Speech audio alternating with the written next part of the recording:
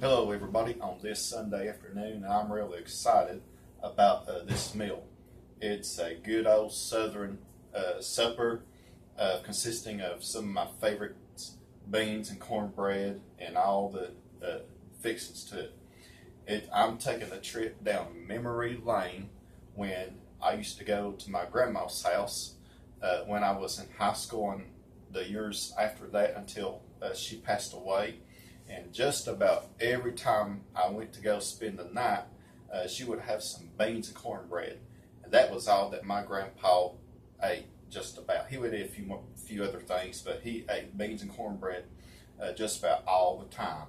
Now, in here in this crock pot, now what I did, now last night, I just got a pound bag of pinto beans and a pound bag of Great Northern beans. Those are the white beans.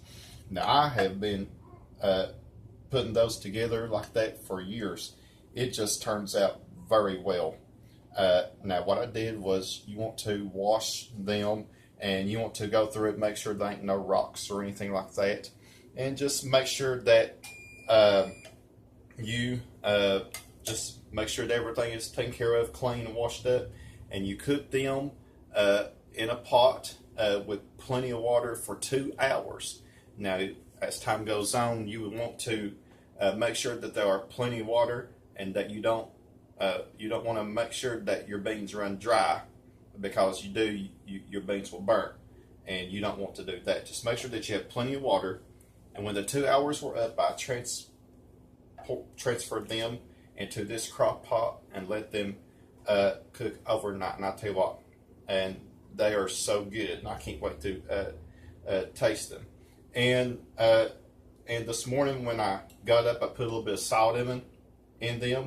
So you want to make sure that you flavor your salt every how that you want it. Now, some people like to put some kind of meat like ham or fatback or hog jaw. I like to put hog jaw bacon in mine sometimes, but mainly just hog jaw. I don't like fatback in mine because it's too salty. Now, I come over here, I got some collard greens. Now, used to, I would not eat collard greens.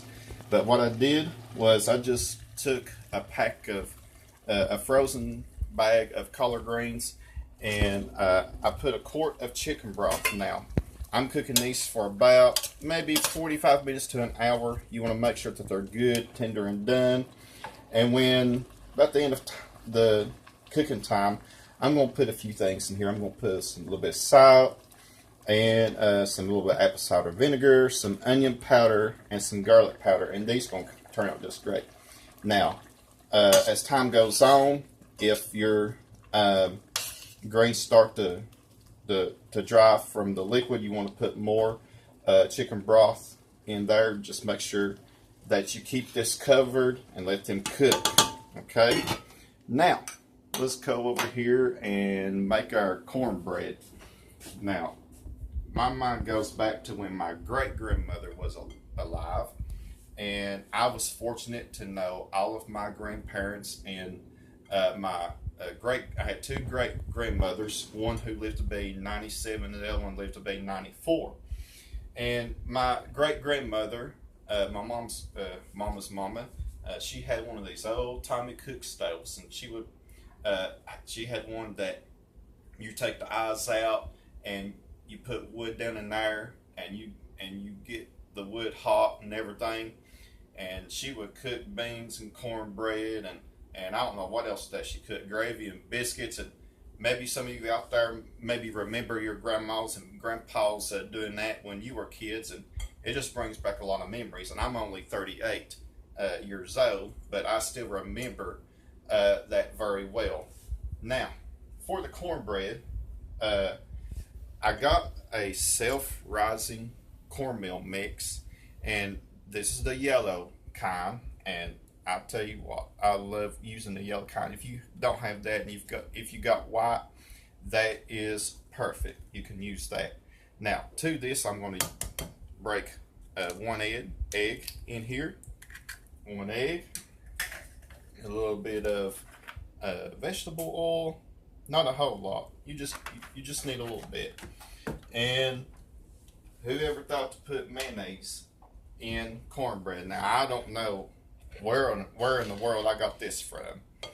I guess my mama does it. I don't know if my grandmother ever did it. You just want to put just a couple of tablespoons of mayonnaise in it, and I'll tell you what, it makes the cornbread really moist, and it just makes things a whole lot better. Now I'm coming in here and just adding enough milk to combine everything. Now I want you to take a look.